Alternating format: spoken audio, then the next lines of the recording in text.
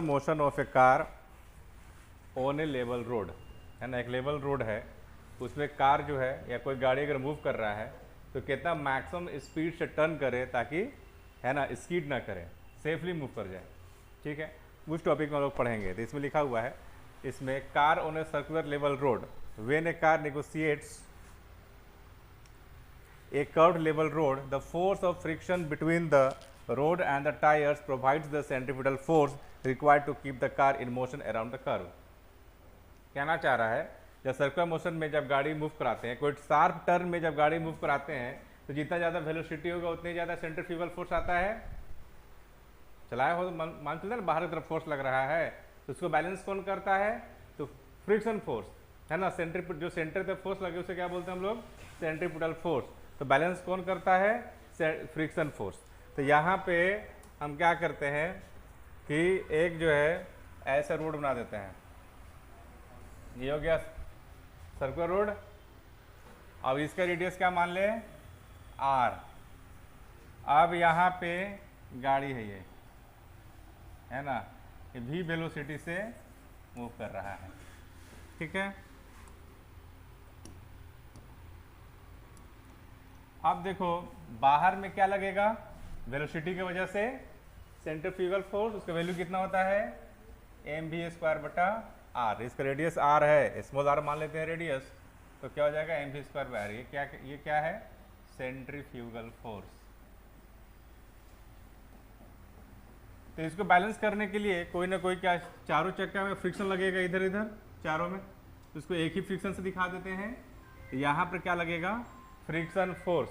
क्या लगेगा? Friction force. हाँ हेलो, हाँ ठीक है, फ्रिक्शन फोर्स ये क्या प्रोवाइड कर रहा है? Centripetal force. ठीक है, दोनों इक्वल है तो सेफली मूव कर जाएगा। यदि सेंट्रीफ्यूगल ज़्यादा हो गया तो बाहर निकल जाएगा, स्किड कर जाएगा। और अगर फ्रिक्शन ज़्यादा है तो कोई दिक्कत नहीं है, फ्रिक्शन ज़्यादा हो सकता है ना। तो फिगर बनाओ सब लोग।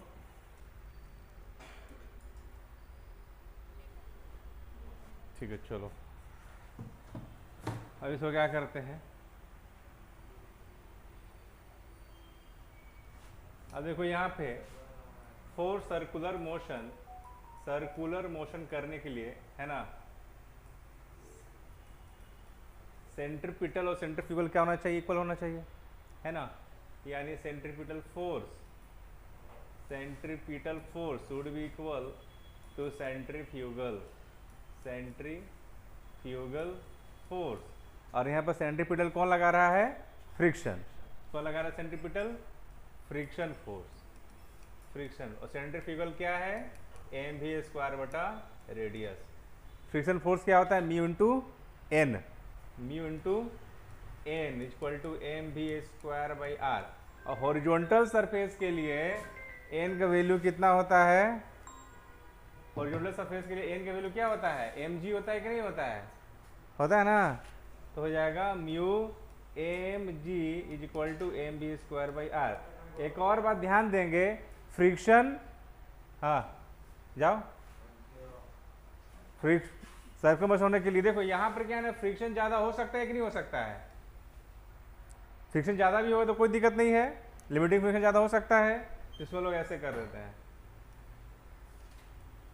ठीक है, यानी एम से एम कट गया, यानी v² शुड भी कितना होना चाहिए? μrg।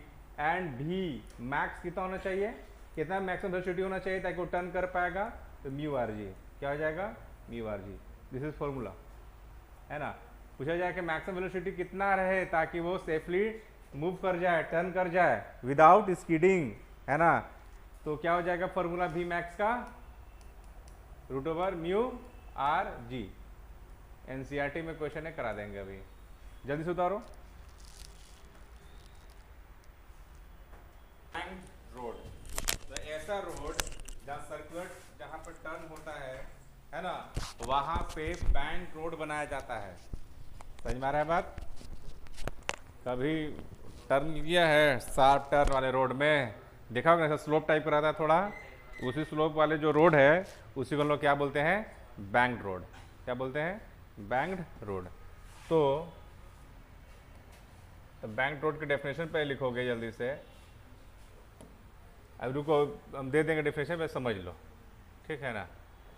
देखो टॉपिक क्या है अगला, ये टॉपिक है ना, circular motion of A car on A banked road. Banked road समझ में आ गया, तो थोड़ा सा जो स्लोपिंग रहता है उसी को क्या बोलते हैं, बैंक्ड रोड। और जो थोड़ा सा जो छोटा सा एंगल बनता है जो स्लोप के साथ, हॉरिजॉन्टल के साथ, उसको क्या बोलते हैं, एंगल ऑफ बैंकिंग। हालांकि यहाँ पे डेफिनेशन लिखा हुआ है, डेफिनेशन यहाँ लिखा हुआ है। चलो देखो लिखते हैं क्या है ना। बैंकिंग की जरूरत है, banking of the curved road, the large amount of friction between the tires and the road produces considerable wear and tear of the tires. To avoid this, the curved road is given an inclination sloping upwards, है ना, towards the outer circumference. This reduces wearing out of the tires because of the horizontal component of the normal reaction provides the necessary centripetal force. कहता है क्यों बनाना पड़ा, क्योंकि जो चक्का होता है ना ज़्यादा कट जाता है। जो रफ अगर समतल में क्या है ना कि पूरे के पूरे सेंट्रीपिटल फोर्स कौन करता है, यहाँ पे सेंट्रीफ्यूगल को बैलेंस कौन करता है, फ्रिक्शन। अकेले फ्रिक्शन क्या करता है, सेंट्रीफ्यूगल को बैलेंस करता है। लेकिन यदि जब रोड को बैंक्ड बना दिया जाता है ना, कुछ इंक्लाइन कर देते हैं, कुछ स्लोप बना दिया जाता है, तो उसमें सेंट्रीपिटल फ्रिक्शन के साथ साथ नॉर्मल के कुछ कंपोनेंट, नॉर्मल के कंपोनेंट भी क्या करता है, सेंट्रीपिटल देता है। जब नॉर्मल के कंपोनेंट देगा तो फ्रिक्शन कम भी रहेगा तो भी काम हो जाएगा। इसीलिए उसमें क्या, इसमें क्या होता है, वियर एंड टियरिंग कम हो जाता है, ठीक है ना। समझ में आ गया। तो इस चीज को तुम लोग पहले फोटो खींचो ये वाला, तो समझा देंगे, लिख लेना, जगह छोड़ दो, जगह इतना छोड़ो। रिकॉर्ड कर रहे हैं, टाइम लग जाएगा बहुत लिखने में, तुम लोग ऐसे बहुत स्लो मोशन के आदमी है तुम लोग। फोटो खींच लो, समझ में आ गया है ना ये चीजें जो हम समझाएं, ठीक है। जगह छोड़ दो इतना।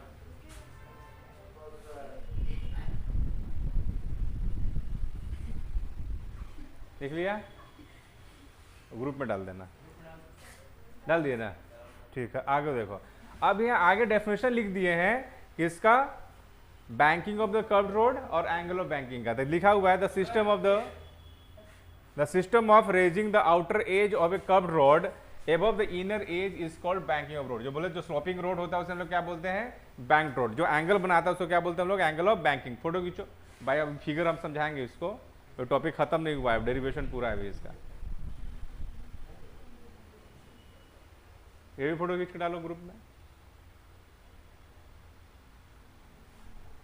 अभी लिखो नहीं, ग्रुप में आएगा फोटो तो वहां से देख के उतारना। तो ये जो आधा पेज छोड़ दो, आधा पेज छोड़ देना, उसके बाद जो है लिखना स्टार्ट करो।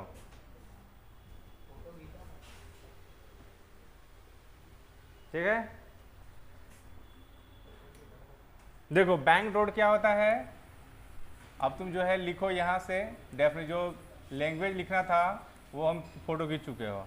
जैसे जो रोड होता है ना इंक्लाइन, इस टाइप से रोड रहता है, इतना ज़्यादा नहीं रहता है, थोड़ा सा ऐसा रहता है, ठीक है ना।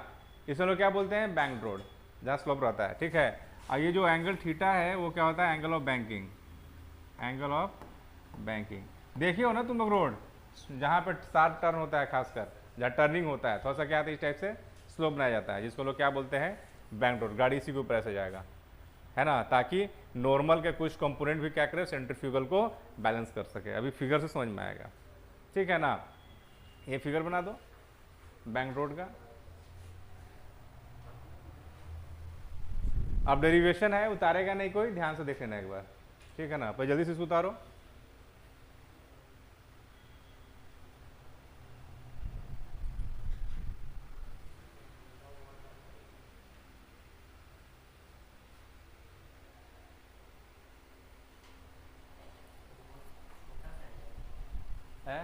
एंगल बहुत छोटा होता है, 8, 9, 10 डिग्री, 11, अब ऐसे रहेगा तब फिर गाड़ी ऐसे चलेगा, फिर थोड़ा सा रहता ना है, हाँ थोड़ा सा रहता है, तो हमको ज़्यादा दिखाना पड़ता है ताकि तुम लोग का फील आए कि बैंकिंग रोड ऐसे है।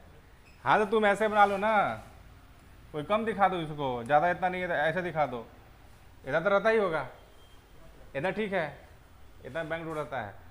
चलो अब देखो रोड बनाते हैं, सर्कुलर रोड है ना, जैसे ऐसे जहाँ टर्न है, जहाँ टर्निंग है, ऐसे टर्निंग बना लिए, ठीक है, और रोड को जो है ना हम क्या कर रहे हैं, थोड़ा सा इस टाइप से स्लोपिंग दिखा देते हैं ऐसे, ठीक है, ऐसे स्लोपिंग है, और इसी पे कार चला देते हैं, ऐसा चक्का है,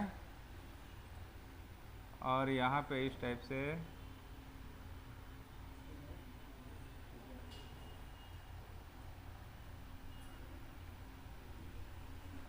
ये आईना, ये बॉल आगे का, यहाँ आदमी खड़ा है, इस टाइप से मान लो गाड़ी है, ठीक है। अब नॉर्मल कैसे लगेगा बता दो? हाँ नॉर्मल लगेगा ऐसे। अब नॉर्मल क्या है, सीधा नहीं है, ऐसे है। अब ऐसा होने की वजह से क्या है, एन को दो कंपोनेंट ब्रेक कर देते हैं, एक इधर अब एक इधर, है कि नहीं। अगर एंगल ऑफ बैंकिंग थीटा है तो ये भी एंगल थीटा हो जाएगा, अपने से हो जाएगा ना, तो थीटा हो जाएगा। तो एन का कंपोनेंट इधर कितना हो जाएगा, एन साइन थीटा, इधर कितना है, एन कॉस थीटा। गाड़ी का वेलोसिटी भी है तो उसकी वजह से बाहर में क्या लगेगा, सेंट्रीफ्यूगल फोर्स। तो सेंट्रीफ्यूगल फोर्स को बाहर में दिखा देते हैं, कितना, एम वी स्क्वायर बटा R, this is centrifugal force, centrifugal force. तो देखो सेंट्रीफ्यूगल फोर्स को बैलेंस करने के लिए एक कंपोनेंट नॉर्मल का एक कंपोनेंट आ गया एन साइन थीटा, फ्रिक्शन तो है ही, लेकिन साथ साथ एन साइन थीटा भी क्या है, लग रहा है, यानी फ्रिक्शन कम लगाना पड़ेगा। फ्रिक्शन कम लगेगा तो टायर में कटछट नहीं आएगा, कम आएगा, ठीक है। चलो फ्रिक्शन दिखाते हैं। फ्रिक्शन अगर वेलोसिटी v से ऐसे रन कर रहा है तो इसकी स्पीड बाहर होने का चांस है, तो फ्रिक्शन किधर लगेगा, इधर लगेगा फ्रिक्शन, ऐसे फ्रिक्शन लगेगा। तो फ्रिक्शन का दो कंपोनेंट, एक इधर एक नीचे, ठीक है ना। बाकी एक वो mg तो नीचे लगबे करेगा ना, गाड़ी के जो भी होगा अपना वजन, उसका mg तो लगेगा नीचे। फ्रिक्शन अगर थीटा है तो ये, अगर ये थीटा एंगल है तो ये भी एंगल थीटा होगा। फ्रिक्शन के इधर कंपोनेंट कितना हो जाएगा, एफ आर कोस थीटा, और है ना इधर कितना हो जाएगा, एफ आर साइन थीटा। यानी पूरा फ्रिक्शन का यूज करना नहीं पड़ रहा है, फ्रिक्शन का कुछ कंपोनेंट यूज कर रहे हैं, इसलिए टायर सेफ रहता है, इसे स्लोप बनाना पड़ता है ना। इंजीनियर के दिमाग स्लोप लगा दिया, टायर में टेंशन कुछ दिक्कत ना हो। तो ये समझ में आ गया बात। तो सर्कुलर मोशन के लिए सारा फोर्स को इक्वल कर देते हैं, ऊपर का फोर्स इज इक्वल टू नीचे का force, leftward force equal to rightward force, कर देना ऐसा। फिगर समझ में आ गया है? आप मजबूरी में हाँ कहना ही पड़ेगा, हमको पता है चेहरा से कि इसको समझ में नहीं आ रहा है। तुम भी बोल रहा है, अच्छा ठीक है, फिर से। तो ये वाला फिगर है, एक दोबारा फिगर बना के समझाते हैं, लेकिन इसको मिटा देंगे, देखो दोबारा समझाते हैं, है ना। ऐसे रोड है, रोड समतल नहीं है, क्या है, थोड़ा सा ऐसे इंक्लाइन है ना। अब इस पे गाड़ी को ऐसे दिखा देते हैं ब्लॉक जैसा, ये गाड़ी है, ठीक है ना। चक्का दिखा दें कि चलेगा, चलेगा, है ना। इसका mg और जो भी गाड़ी है उसका mg यहाँ लगेगा, और नॉर्मल कैसा लगेगा, नॉर्मल ऐसे लगेगा, ठीक है। और फ्रिक्शन किधर लगेगा, इधर लगेगा, ठीक है।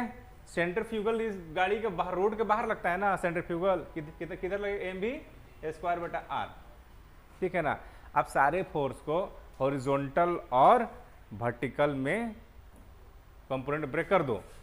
कंपोनेंट हमेशा किस में चेंज करना पड़ता है, हॉरिजॉन्टल और वर्टिकल में। तो कौन कटेगा, देखो एक फ्रिक्शन जो हॉरिजॉन्टल में नहीं है तो इसको, मैंने ये ना हॉरिजॉन्टल है ना ही वर्टिकल है, तो इसको ब्रेक करेंगे, एक नॉर्मल को ब्रेक करेंगे।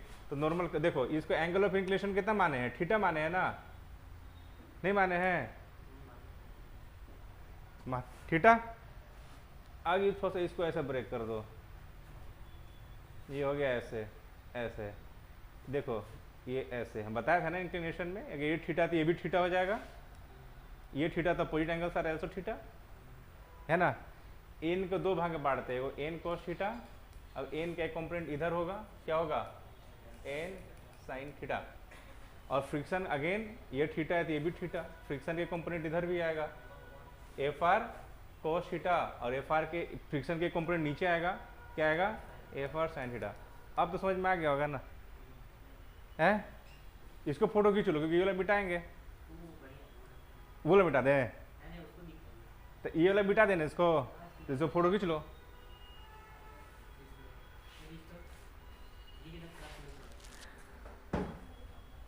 समझ में आ गया तुम लोग क्या कैसे कैसे ब्रेक किए।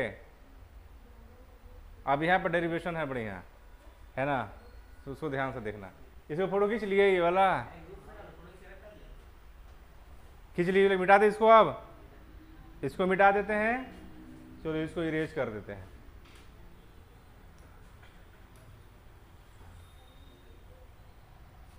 अब देखो, अब देखो सारा फोर्स दिखा दिए हैं। अब four circular motion, four circular motion, circular motion होने के लिए सारा फोर्स बैलेंस कर देते हैं। मतलब अपवर्ड फोर्स कौन है, एन कोस थीटा, और डाउनवर्ड फोर्स कौन है, ये वाला, दोनों को इक्वल कर देना। तो यानी यहाँ से लिख देते हैं N cos theta is equal to क्या हो जाएगा, M G plus F R sine theta. उसको इधर ले जाओ, यानी एन कोस थीटा माइनस का F R sine theta is equal to क्या हो जाएगा, एम जी। इसको क्या कर दे, इक्वेशन 1 कर लिख देते हैं, इक्वेशन 1, ठीक है। अब इधर का leftward force equal to rightward force, है ना, तो उधर क्या है, N sine theta plus F R cos theta equal to क्या है, एम भी स्क्वायर बटा आर। दोनों क्या है, दो इक्वेशन है, दो इक्वेशन को सोल्व करेंगे, आंसर आ जाएगा, ठीक है ना। अब इस दो इक्वेशन को हम सोल्व करने जा रहे हैं। अब कैसे सोल्व करेंगे उस चीज तुम ध्यान से देखोगे, ठीक है ना। दोनों को डिवाइड करेंगे, क्या तरीका है, एक बार डिवाइड कीजिए और ऊपर नीचे न्यूमरेटर डिनोमिनेटर को क्या करेंगे, एन कोस थीटा से डिवाइड कर देंगे। बस इतने काम करना है, तुम्हारा आंसर आ जाएगा, ठीक है। क्या किए, पहले दोनों को डिवाइड कर दिए, यानी इक्वेशन 2 डिवाइड बाई इक्वेशन 1 करते हैं पहले। तो क्या है, N sine theta plus F R cos theta, F R cos theta is equal to है एम भी स्क्वायर बटा आर, और फिर क्या है, N cos theta minus F R sine theta is equal to के डिवाइड बाई एम जी। ऐसा कर दिए। अब क्या करेंगे, ऊपर और नीचे दोनों में एन कोस थीटा से डिवाइड कर देंगे, किससे, डिवाइड बाई, दो ही वो चीज़ करना रहता है, divide by N cos theta on both numerator and denominator, ठीक है। तो क्या होगा, क्या होगा, देखो ये एन साइन थीटा है, इसमें हम एन कोस थीटा से डिवाइड कर दिए, एन कोस थीटा से डिवाइड कर दिए। ये है एफ आर कोस थीटा है, किससे डिवाइड किए हैं, एन कोस थीटा से। फिर अब नीचे टर्म्स क्या है, एन कोस थीटा, किससे डिवाइड करना है, एन कोस थीटा से डिवाइड करना है, minus F R sine theta, किससे डिवाइड कर दे, एन कोस थीटा से, इज इक्वल टू क्या बचेगा, एम सेम कट गया है, तो भी स्क्वायर बाई आर जी। कोई दिक्कत है यहाँ तक। अब देखो आगे क्या क्या कटेगा, एन से एन कटेगा, कॉस से कॉस कटेगा, ये तो पूरा कट गया, यहाँ से नहीं कटा कुछ, तो यहाँ पर क्या होगा, देखो वहाँ बचेगा tan theta plus F R by, तुम लोग को पता है कि फ्रिक्शन इज इक्वल टू होता है म्यू इंटू एन, जानते हैं ना।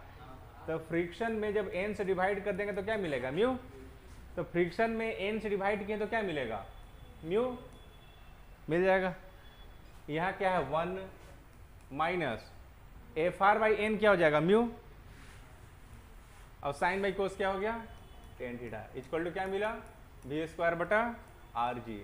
भी स्क्वायर कितना हो जाएगा, आर जी को मल्टीप्लाई कर दो, डायरेक्टली भी लिख देते हैं, क्या हो जाएगा, रूट ओवर आर जी से multiply, mu plus tan theta divide by 1 minus mu tan theta into R G. This is formula of v maximum. कितना मैक्सिमम वेलोसिटी से, है ना, मूव करना चाहिए, उसका फॉर्मूला आ गया, ठीक है ना। This is formula. तो इसको जो है छोटा कर देना। उधर डायग्राम बना लिए हो कि नहीं बनाया हो, उतारो इसको, नहीं समझ में आएगा। हाँ डेरिवेशन स्कूल में आएगा, तो मजाक है, ऐसे ही कर रहे हैं डेरिवेशन।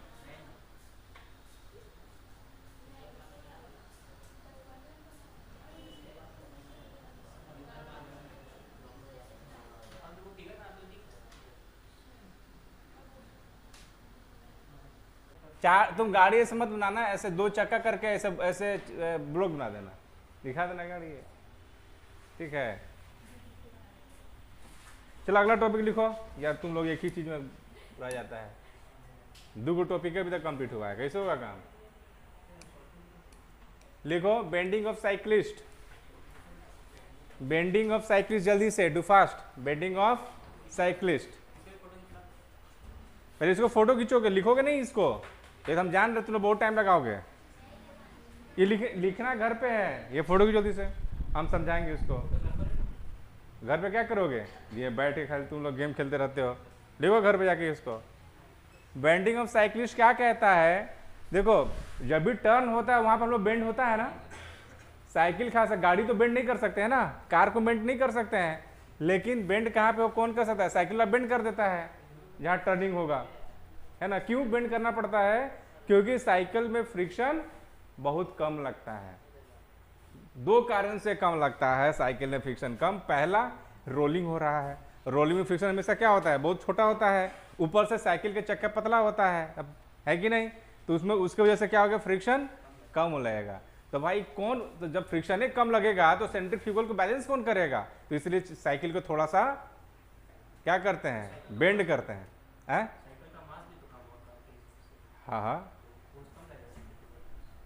हाँ, सेंट्रीफ्यूगल फोर्स में क्या हो गया, वेलोसिटी पे डिपेंड करता है ना, एम भी, मास भी है, मास भी है, एम भी है, लेकिन यहाँ फ्रिक्शन, मास अगर ठीक है, मास कम है, वेलोसिटी तो है ना, वो वेलोसिटी v के स्क्वायर एम बी स्क्वायर बटा आर, उसको बैलेंस करने के लिए फ्रिक्शन सफिशिएंट नहीं है।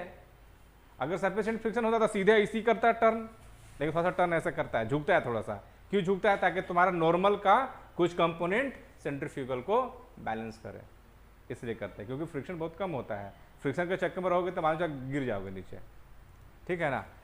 ठीक है, तो ये लिख लिया, फोटो खींच लिया, अब हाँ अब इसको डायग्राम बनाते हैं, जल्दी करो, जो हम बोले वही लिखा हुआ है। नॉर्मल जो है सेंट्रीपिटल कौन देता है, horizontal component of normal reaction provides the necessary centripetal force, है ना। तो अभी डायग्राम से हम अभी समझाएंगे तुम लोगों को।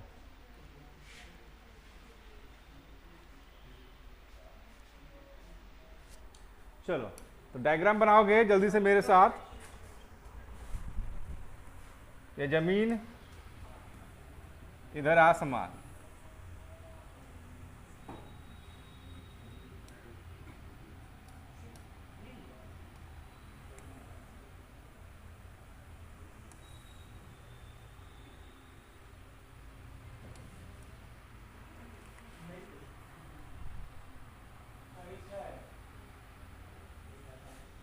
ये डायग्राम है, इसको डायग्राम, इसको चक्का है, देखो साइकिल का चक्का है ये,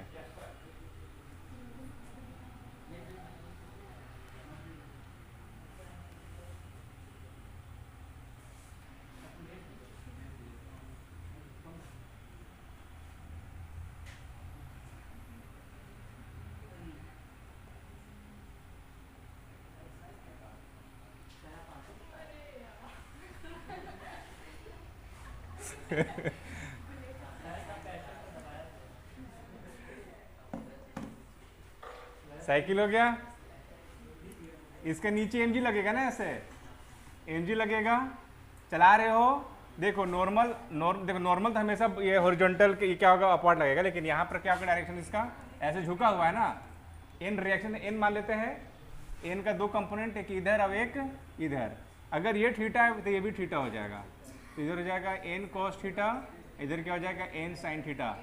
ऐसे टर्न कियो तो ऐसे साइकिल चल रहा है तो सेंट्रीफ्यूगल फोर्स इधर लगेगा एम भी स्क्वायर बटा आर, समझ में आ रहा है ना, समझा।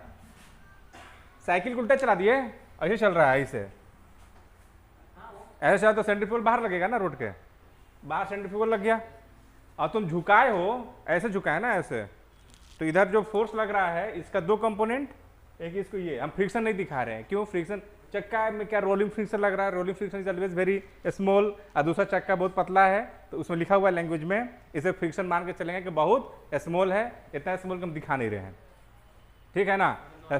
हाँ, तो इसका मतलब वही तो कह रहे हैं कि तुम झुके हो, इसके वजह से तुम टर्न कर पा रहे हो, है ना, सीधे नीचे सीधे साइकिल करोगे तो सेंट्रीफ्यूगल को कौन बैलेंस करेगा, है कि नहीं, तो इसे झुकना पड़ता है ना, तो क्या हो जाएगा, N sine theta is equal to क्या हो जाएगा, एम भी स्क्वायर बटा आर, और अपवार्ड फोर्स है एन कोस थीटा चलो कितना हो जाएगा एम जी। जब दोनों को डिवाइड करेंगे तो N cos divide by N sine theta, sorry N cos theta, तो क्या मिलेगा एम भी स्क्वायर बटा R into M G, M M cancel, N cancel, tan theta equal to कितना हो गया भी स्क्वायर बटा R G, and v equal to क्या हो जाएगा root over R G tan theta. तो दोनों फॉर्मूला याद करेंगे, किसी केस में थीटा पूछता है कितना झुका है, किसी केस में वेलोसिटी पूछता है कितना जो है, अगर इतना थीटा से झुका हुआ है तो कितना वेलोसिटी से टर्न कर लेगा, है ना, ये चीजें जल्दी उतारो।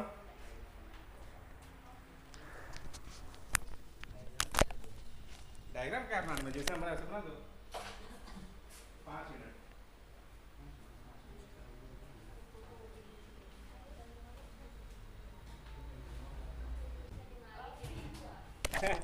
तुम्हारा टायर टेढ़ा कहाँ है? अरे साइकिल के टायर बोल रहे हैं जो बनाया है, अब उसके टायर थोड़े ना साइकिल के टायर है, वो बाइक के टायर फिट कर रही है। ठीक है, समझ में आ गया। अब क्वेश्चन पे चलते हैं। 2 क्वेश्चन लिए हुए हैं, जल्दी से 2 क्वेश्चन लिखोगे। देखो पहला क्वेश्चन एनसीईआरटी का है,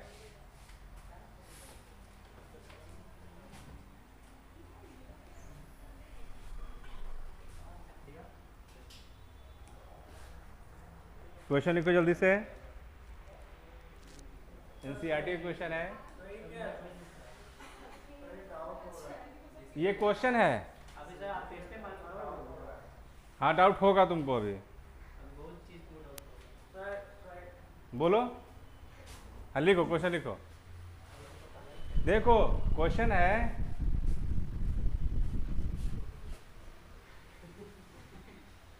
देखो क्वेश्चन समझो जो तुमको बताना चाह रहे हैं, ये हम तुमको दे देंगे। क्वेश्चन जो है, a bend in a level road has a radius of 100 metres, find the maximum speed which a car turning this bend may have without skidding. कितना मैक्सिमम वेलोसिटी से मूव करता है कि वो स्कीड ना करे। स्कीड में समझते हो ना। If the coefficient of friction कितना दे रखा है 0.8, तो इसमें ये बैंक रोड नहीं है ना, वो सिंपल ऐसा ही क्वेश्चन है। भी मैक्सिमम, इसके लिए भी मैक्सिमम का फॉर्मूला क्या होता है root over mu R G, है ना, पहला कैसे बताए थे। तो म्यू का वैल्यू कितना है 0.8, आर का वैल्यू कितना है 100 है 100, और जी का वैल्यू भी क्या करते हैं 10 ही मान लेते हैं, तो कितना हो गया 80। लगभग ये सोल्व करेंगे तो 28 मीटर पर सेकेंड आएगा, 28 पॉइंट समथिंग। ठीक है, दूसरा आएगा बैंक रोड के ऊपर क्वेश्चन। ये और क्वेश्चन करा देंगे बाद में, लेकिन टॉपिक एनएलएम का यहीं तक था। एनएलएम में ही जो है friction, NLM Newton's laws of motion. हाँ, अब हम लोग पढ़ेंगे वर्क ऑफ एनर्जी पढ़ेंगे, देख लो ना, उसमें फिर रोटेशनल फिर ग्रेविटेशन, पहला बुक खत्म, खत्म। हाँ तो तुम लोग मॉड्यूल तो बना नहीं रहे हो, अभी सबको कंप्लेन जाने वाला है। आज हम बैठेंगे शांति से घर पे, देखेंगे पूरा, सबके घर में फ़ोन करेंगे, कोई मेरे से डाउट पूछता नहीं है, बना रहे ऊपर डाउट नहीं आ रहा है। वेरी नाइस है। अगला क्लास में हम वर्क ऑफ एनर्जी स्टार्ट नहीं करेंगे। अगला क्लास में हम जो है एनएलएम क्वेश्चन नंबर 1 से लेके 40-50 जितना होगा सारा बना लेना। अभी नहीं, अब तुम कल सबको कल बोर्ड पर डिस्कस करेंगे पूरा, ठीक है ना, पर डिस्कशन चलेगा। क्वेश्चन नंबर यहाँ लिखेंगे, या फिर हो सकता है ग्रुप में क्वेश्चन नंबर लिख देंगे, वो क्वेश्चन सोल्व करके आना, ठीक है ना। हो गया ना, ये लिख लिए, जल्दी से उतारो, हटाने वाले हैं, इतना आराम आराम से नहीं।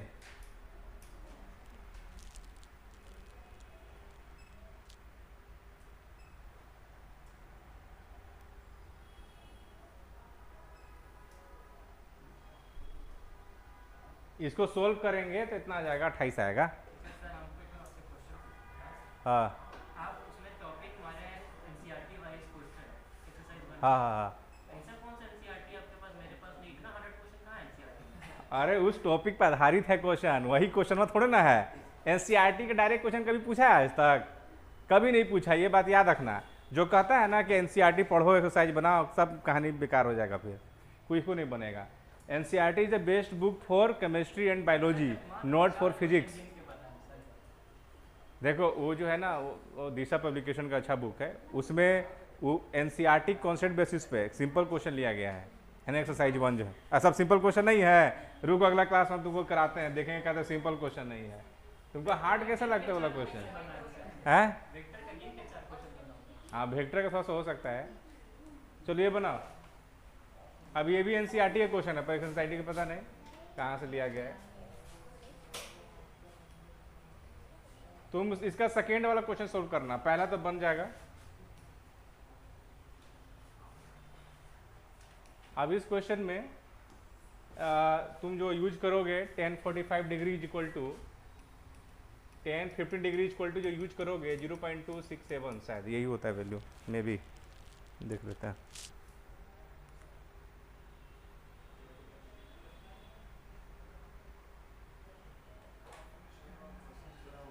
Zero point two six seven, ठीक है। Oh my God, question number 2 बनाओगे, ठीक है ना। क्वेश्चन नंबर इसका पार्ट 2 बनाओगे, पार्ट 1 घर से बना के लाओगे। उतारो, हट, तुम लोग को समय दे रहे हैं 5 मिनट, बनाओ।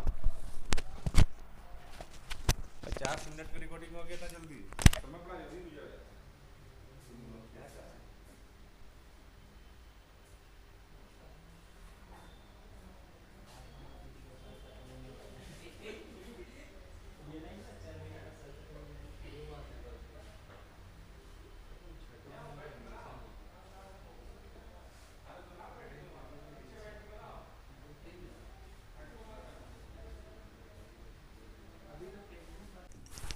गधा है यार, कैसे तुम लोग नहीं लगता है कि हम गधा क्यों हैं? मैं ऐसा क्यों हूँ, मैं ऐसा क्यों हूँ, नहीं लगता है? नहीं लगता है कि मैं ऐसा क्यों हूँ? तो गाना बजा, बोला मैं ऐसा क्यों, खूब नाचो, बजा के तब पूछना ऐसा क्यों हो, तब दिमाग खुलेगा।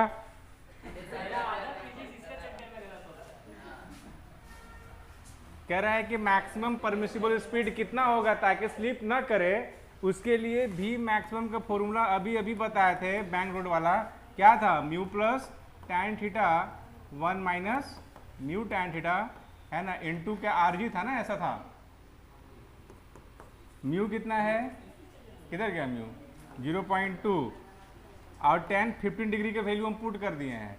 एंगल कितना है, 15 डिग्री है ना, तो 0.267 हम वैल्यू पहले ही लिख दिए हैं, डिवाइड बाई 1 माइनस म्यू है 0.2 into 0.267 into R G, R है 300 और जी की वैल्यू जी 3000 कर देते हैं।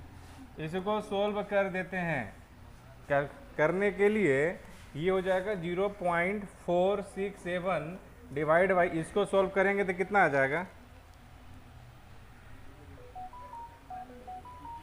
0.2 इंटू 0.267 0.05, हमको लगता है 0.95 आएगा, इंटू 300,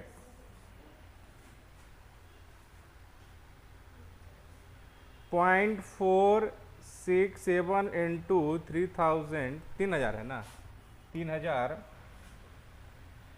डिवाइड बाई 0.95, तो लगभग आ गया 1474। अब इसको सोल्व करेंगे तो लगभग आ जाएगा 38 मीटर पर सेकेंड अप्रोक्स, ठीक है। अप्रोक्स कितना आ जाएगा, 38 इंटू 38, चलो 1444, 38.2 आएगा, 38.1 मान लो ऐसा। कहाँ यू है, ये वाला यू तो 74 है, 74 करो ना कैलकुलेशन, तो कैलकुलेशन किए तुम्हारे सामने, ठीक है। तो अब